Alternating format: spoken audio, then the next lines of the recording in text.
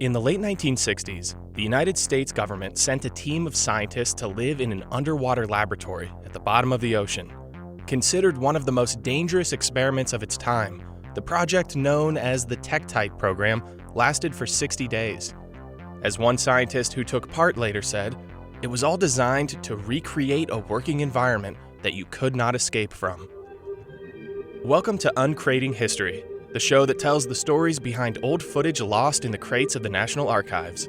Today's episode, Sea Change: How America's underwater lab experiment transformed the way we explore our oceans and beyond. Underwater exploration was hardly top of mind for the everyday American in the 1960s. Everyone was too busy looking up, trying to spot the blinking lights of Soviet satellites passing in orbit.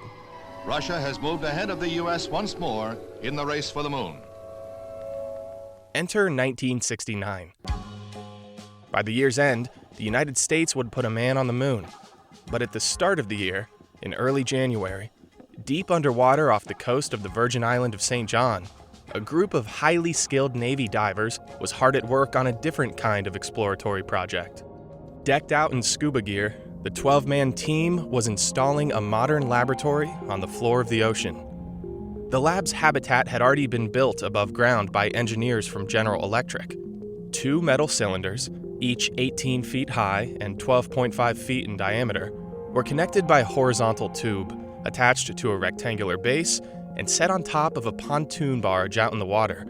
The pontoon barge on which the habitat sat was then slowly flooded in a controlled sink to the bottom of the ocean. Divers attached 3,000-pound anchors to keep the habitat secure on the ocean floor.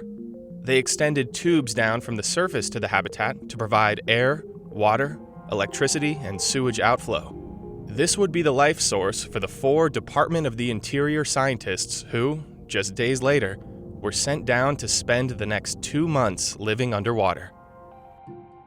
Why they were going down there was complicated, but the mission's name, the Tektite Program, offers one answer. Tektites are small, glassy fragments that split off from meteors as they fall through the Earth's atmosphere. These polished black stones are often found on the ocean floor. The Tektite Program, therefore, sought to expand America's knowledge not only of the seafloor, but also of outer space. The living conditions of the scientists at the bottom of the ocean would be similar to those of astronauts living in a space station in Earth's orbit.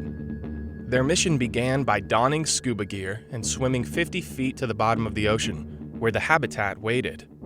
Getting in was easy. They simply opened a gate at the habitat's base and swam up an open hatch. With the help of a ladder, climbing out of the water and into the habitat was like climbing out of a swimming pool.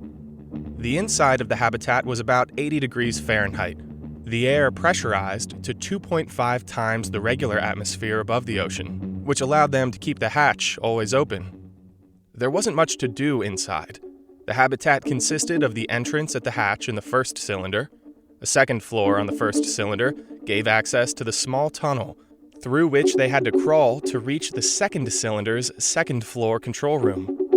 Down a ladder was the first floor of the second cylinder, where a table and some cots were set up for sleeping. Rather than be cramped in these metal soda cans, the scientists spent most of their time out in the ocean. New scuba gear allowed them to explore the waters for up to 4 hours at a time, and because of the gear's new air circulation technology, they no longer had noisy bubbles obscuring the natural sounds of the ocean. Around them swam barracudas and sharks. But panicking would have been far more dangerous. Sudden actions could lead to air circulator malfunctions. During one of their training missions a few weeks earlier, a malfunction had forced one scientist to swim desperately up to the surface for air. But now if something went wrong, the surface would not save them. After being underwater for so many days, pressure had changed their bodies, building up nitrogen in their blood. Even if they did swim to the surface, they would suffer catastrophic decompression sickness, the bends, as it was called, a rapid release of the nitrogen gas from the bloodstream. Swimming to the surface could easily be a death sentence. But this turned out to be the key to the mission's design. Knowing they could not leave altered how they perceived the ocean. Other than sleeping, they spent the majority of their time swimming around the habitat, exploring the reefs and caves, the fields of eels and spiraling anemone. Plants and animals became familiar not just as species, one scientist wrote, but as individuals whose complex relationships are the key to their survival. They learned about the respiration of brain coral polyps, the sedimentary processes on the seafloor, the sonic communication methods of fish. They learned even minuscule doses of commercial pesticides had catastrophic implications for coral reefs, broadening the understanding of man's impact on ocean health. They learned algae would grow on fake man-made seagrass just as easily as it would on real seagrass, a major boon for the prospect of expanding fish and algae farming operations without disrupting natural ecosystems. They also got to experience daily the healthy, balanced portion of the sea that was the Great Lameshore Bay, building spreadsheets of data against which they could better understand disturbed sea habitats due to disasters like oil spills, and, hopefully, correct them in the future. But another more abstract form of data had also been accumulated: the men themselves. Whenever they were back in the habitat, they were being watched at all times. Cameras were placed all around them, and men on the surface tracked them with intricate detail, reams of data on their sleep, behavior, and dispositions. This would be the same data that would go on to inform NASA in the construction of systems that created the rotating roster of astronauts in the International Space Station. The crew even ate the same dried food that the Apollo astronauts would eat months later on their mission to the moon.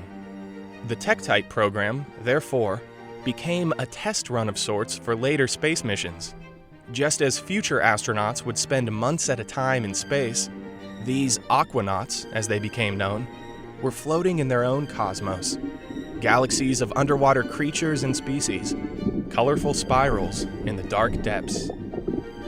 When the time came for their mission to end, they were put in their own type of space capsule, decompression chamber.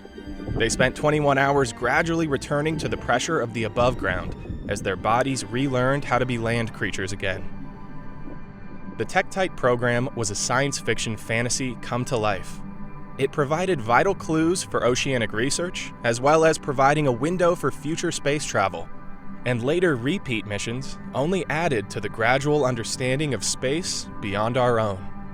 As one scientist later said, "Only in the pooling of such bits and fragments can scientists begin to grasp the complexities of life in the great reaches beyond."